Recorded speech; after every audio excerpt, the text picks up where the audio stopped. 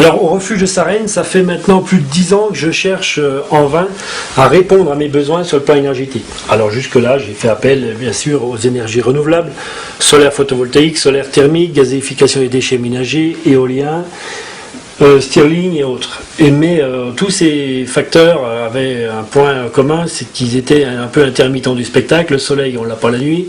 Le vent, c'est de temps en temps. Et sauf les déchets ménagers sur la combustion par Stirling, mais coûteux et ensuite assez difficile à entretenir.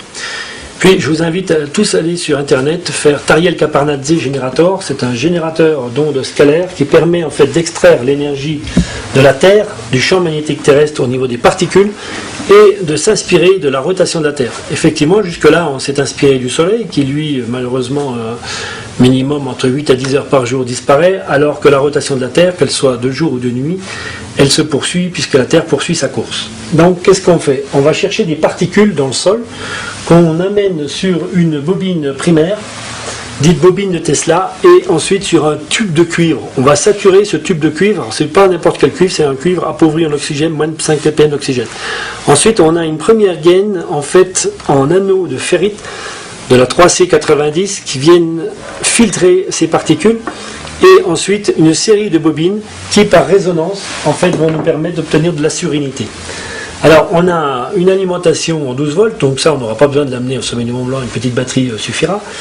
Ensuite un générateur tout simplement haute tension pour faire de la haute tension qui arrive dans ce noyau primaire, puis une bobine primaire qui elle est bobinée en caducée, et deux bobines, une bobine de modulation et une bobine de sortie. La bobine de modulation va permettre d'obtenir la résonance au sein de l'état de la matière.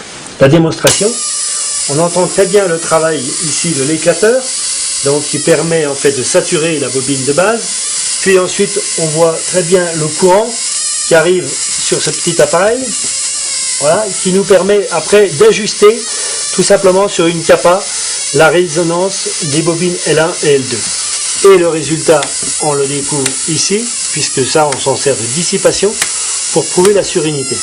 La surinité ici, elle est évidente, puisqu'en consommant 120 à 130 watts, comme on l'a vu tout à l'heure, on arrive déjà par la démonstration à éclairer globalement 2 kW. Alors, c'est peut-être pas tout à fait 2 kW, peut-être 1,7 kg à 2,1 kg. Il n'empêche qu'aujourd'hui, on sait faire marcher ce type de résistance. Et l'idée serait de monter au sommet du Mont Blanc avec une petite batterie, réduire l'encombrement de ces deux pièces, puisqu'en fait on n'a besoin que de ces deux pièces pour pouvoir créer l'énergie à partir d'une batterie de 12 volts, et faire de l'eau chaude à volonté. Alors, tous ces principes-là sont des principes connus, éprouvés depuis quelques années. Qu'est-ce qu'on attend pour les mettre en œuvre? Alors, en fait, il n'y a pas vraiment la volonté. La résonance, elle est assez simple à obtenir. Aujourd'hui, on a quand même un système de capa qui est assez simple. On a des matériaux qui sont appauvris en oxygène. En termes d'électronique, c'est pas très compliqué. Maintenant, à nous de mettre en œuvre la volonté pour faire changer de monde. Et surtout, pour pouvoir chacun, demain, répondre à nos besoins à une échelle individuelle et pas collective, à une échelle à taille humaine, c'est-à-dire 20-30 personnes, puisque là, on sait faire 2 kW, on saura faire 4, 6, 7 kW.